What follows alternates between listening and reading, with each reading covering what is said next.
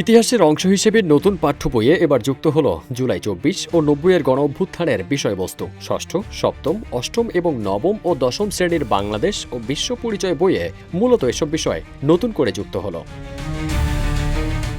অন্তর্বর্তী সরকার দায়িত্ব নেওয়ার পর নতুন শিক্ষাক্রম বাদ দিয়ে ২০১২ সালে প্রণীত পুরনো শিক্ষাক্রম অনুযায়ী পাঠ্য বইয়ে প্রয়োজনীয় বিভিন্ন সংযোজন বিয়োজন করে। এই ধারাবাহিকতায় ২০২৪ সালের মাধ্যমিক পর্যায়ের বাংলা ও ইংরেজি বইয়ে জুলাই গণঅভ্যুত্থানের বিষয়বস্তু নিয়ে কবিতা, প্রবন্ধ, গদ্য, গ্রাফিতি যুক্ত করা হয়েছিল, যার নতুন সিস্টেম অনুযায়ী সাহিত্যের অংশে যোগ হল।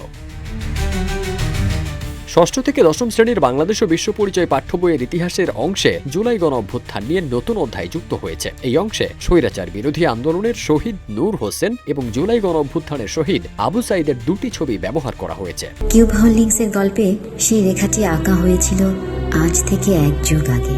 নকশাই আমাদের ভাষা। Cube holdings limited. ১ জানুয়ারি শুরু হওয়া নতুন শিক্ষাবর্ষে এনসিটিবি শিক্ষার্থীদের হাতে বিনামূল্যের নতুন পাঠ্য বই তুলে দিলেও মাধ্যমিক পর্যায়ের শিক্ষার্থীদের অনেকেই এখনও সবগুলো বিষয়ের বই হাতেই পায়নি।